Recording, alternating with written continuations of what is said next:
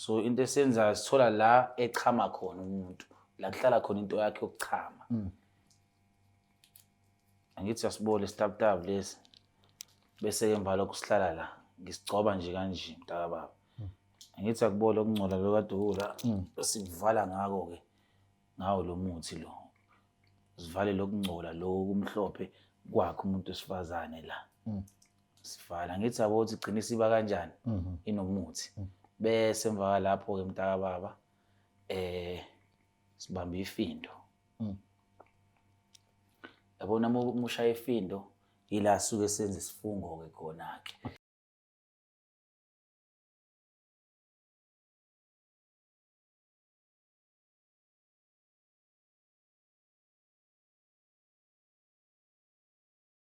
Alright nina bakashana kaMenzi yaphuza umlaza ngameva sasingaphakathi ke endumbeni kabamapholoba. Namhlanje nje into engize ngayo kuphela ukuzokuthi ngibone lento endekhuluma ngayo. Ngimzwile ke ekhuluma ngokuthi usenakho ukusebenza nangezikhindi zangaphansi zabantu okwenza lokuthi mhlawumbe eqinile lapho uthando nalapha. Ngumuntu ke oxoshela udaba azafika ekugcineni kwalo. Angena nje umuntu oliyeka budedengu. Ngangibona ngilawa nizuyijathu ngisenga amanca ngizoxoshela udaba lonke ngilibone njengoba njalo pholo. Mntaka baba right. Hayi mfowethu ngabuzwa. Mfowethu ngiyajabula ukuthi ke siphinde siye ngale siphinde siye ngala.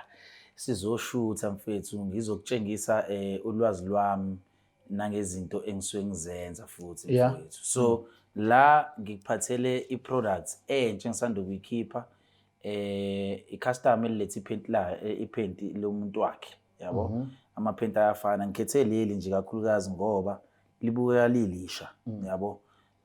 Futhi nakhona kodwa liyabona like laqhokeka kancane ngoba linomaka omhlophe la kancane nje. But kodwa ngiyinyanga ngithi ekugcineni ngizohamba ngiyoyiwash izandla ngifake ne-sanitizer ngenze yonke into. But into engiyenzayo la mntaka baba iyodwa ngeke ngize ngande kakhulu.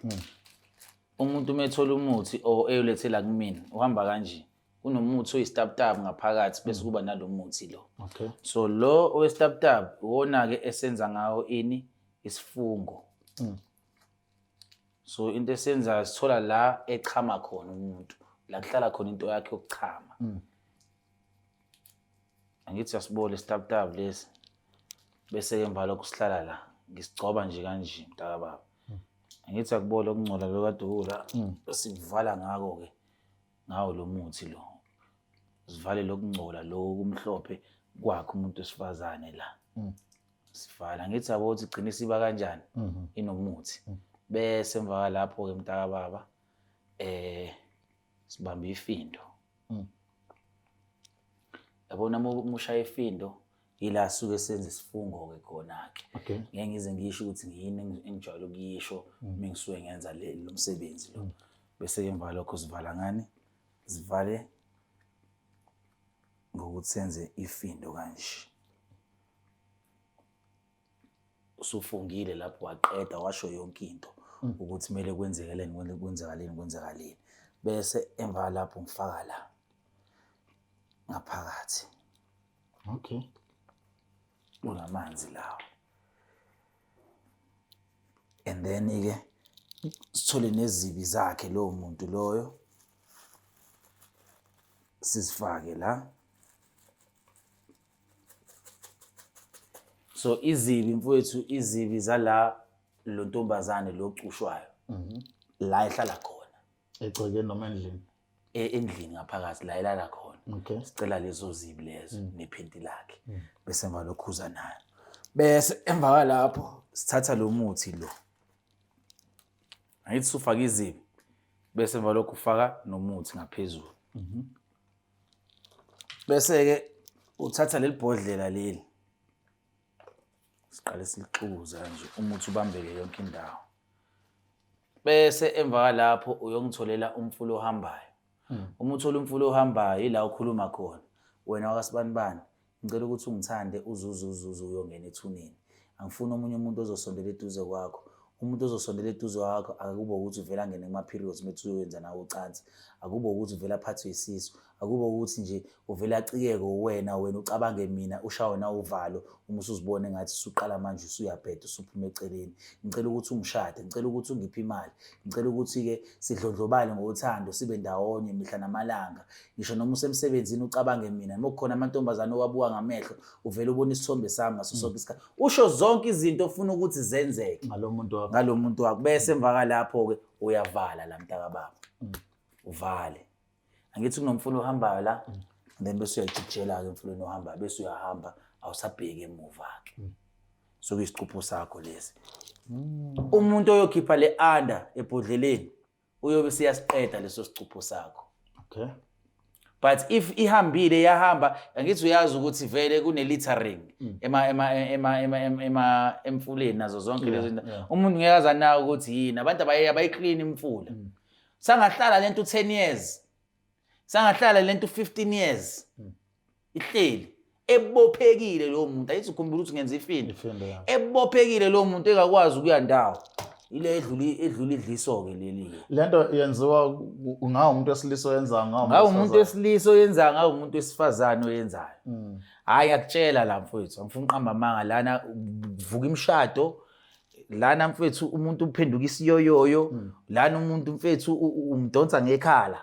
Asifuni kodwa phela ukwenza ngathi siphila komunye umhlaba ongekho la eSouth Africa singaboni izinto zenza. Ungizwe usanda ukususa umsindo. Ekhuluma abantu abathandana nobulili lobodwa. Nabo bayeza la. Mfethu mina-ke nginento eyodwa. Akekho umuntu engimxwayayo, akekho umuntu engimngabazayo, akekho umuntu futhi engimxoshayo. Wonke umuntu wamukelekile la. Okay. Ngobani anginalo uvalo lokusaba ukuthi-ke mhlambe mesondele la lo muntu kuzothiwa nami ngikulowo muntu. Ngiyazazi mina ngubani, mina ngiyazazi ekugcineni ukuthi ngenzani. Yayizinto engishoyo. But ekugcineni kufuneke ukuthi umuntu nomuntu oza la kumina alithole usizo. Ukuthi uqondile or noma mhlambe futhi nakhona uthandana nabantu besifazane noma uthandana nabantu besilisa umuntu wesilisa. Anginandaba naleyo nto le, mina ngidayisa imithi yokusiza wena ekugcineni ngoba umuntu uhamba nezidalwa zakubo. If idalwa zakini zikwamukelile uyisitabani, nami ngizokwamukela nami ngizokusiza. If meze kujezisa futhi ilento uzana ngizoyicela sikushwelezele futhi nakhona ukuthi zikwazi ukuthi zikwamukele ngalohlobo oyilona. So mina ngisupporta wonke umuntu mfethu, ngithanda izitabane, ngithanda ama-lesbian, ngithanda abantu abaqondile, ngithanda yazi indaba ngithi ngiyabathanda mfethu ngoba bayabantu abangilethela isinkwa etafuleni. Ngamafuphi nabo bavumelekile ukuza bayothatha lento. Bavumelekile mfethu. Yini inkinga mfethu. Nalo-ke ngoba uzokwenza komunye abuze ukuthi nakho siyazi ukuthi abesifazane nabesilisa bayeza right-ke kuhlukahlukene noma relationship abanye bathandana nabantu bobulili obufanayo. Bayeza abanye baze bafike bakhele izibambelelo zabo abathandana ngobulili obufanayo. Mfethu la wonke umuntu welcome. Mfethu amazwi akho nje okugcina mhlawumbe sekukhona okunye ufuna bakwazi-ke ngawe-ke nokusebenza kanje ngabantu. La mfethu into engizoyisho mfethu ukuthi hayi ngiyayirecommenda le, angifuni uqamba amanga. And futhi ngokusho kanjalo kuwo wonke umuntu obuka le video le othi hayi mina lento leyishoyo ngathi angiyizwisisi kahle, ngicela ukuthi uthathe leyo namba le uthi mkhulu bengisacela ukuqala ngibone ukuthi usiza abantu abangakanani kuqala before ngize ngithenga amakhamba akho.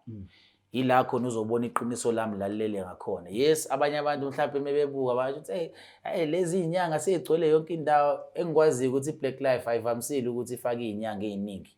Lezi ezisuke ikhethekile baqale basihlole basicheck ukuthi ngempela sizoba right for ibrand yabo. So engakusho ukuthi nami just ukwenza iBlack Life ukuthi ingabi namacala. Ngicela nithathe leyo namba nithi mkhulu besisacela ukuqala sibone umsebenzi wakho before sithenga inkambi zakho. Ila nizobona khona ukuthi nginama testimony amangakanani. Mina-ke mufuna ukungibona ku Facebook ngumcebo Ngcobo, mufuna ungibona ku YouTube umcebo umfana kagogo, ku TikTok na ku Instagram umcebo umfana kagogo. So iloko engingakusho mntaka baba. So Friday, Saturday and Sunday ngisuke ngise Paramall. Uyakwazi ukuthi ungibone ngoba ngisuke kunebhavu. Mina ngihlole ngilalela inkinga zakho ungitshela ukuthi mkhulu mina nginenkinga kanje bese ngithatha inkambi ezohambiselana naleyo nkinga leyo bese ngiyakuqhumisa bese emva lokho uyahamba. So Friday, Saturday and Sunday ngenza leyo, and then Sunday ngiyisa abantu emanzini. And then emva lapho bese siba nezipesheli yebo khona amakhehla. Izipesheli ke kuyaba ukuthi mhlawumbe zibe khona umhla ka 1, umhla ka 5, umhla ka 10, umhla ka 16, umhla ka 20, umhla ka 26. yabo uma ungene kwi-WhatsApp mhlawumbe uzokwazi ukuthi ubone nawe ukuthi ipesheli yami kanjani, but siyam-attend umuntu one-emergency, sim-attend. And then emva lapho mawukuthi uhlala la eGoli uthengile futhi mhlawumbe nakhona uyanqena ukuza kuthini, siney'moto esiyikhiphayo njengama-Uber ey'kwazi ukuthi zilethe umuthi qathatha kuwena. Mawukuthi uyanqena futhi nakhona ukulinda, uyeza la kuthina ufike uzongqongqoza la eBharamoli eMadam Terrace usho ukuthi uzolanda iphasela lami nayi proof of payment. So kulaba abahlala eCape Town, Durban, PE siyakwazi futhi nakhona ukuthi sikukhoriyele. Indlela yokuthi sikukhoriyele 60 rand 7 to 9 days, 110 3 to 5 days. So yilo nje kuphela engakusho mntakababa, akukho kunye. Nizuleke konke kuphelele mawukuthi mhlawumbe khona okudingayo okunye okusele khona inamba igijima ngezansi ungaxhumana naye uzokuthola nje inqathe sanikhulume nivezelane konke ocabanga ukuthi mhlawumbe ushoda ngakho, mhlawumbe thina sibuzile safika la singaqedanga khona, unelungelo lokumfonela ke ubuze ubhale phansi nisondele umsizi. Lezi impande zama-Afrika le Black Life TV phakathi esigodlweni sikababa Mapholoba, mfana kagogo ngicinge kona konke ama-social media kanjalo uzomthola, ukhona nje akasolekile. Nisale kahle. Black Life.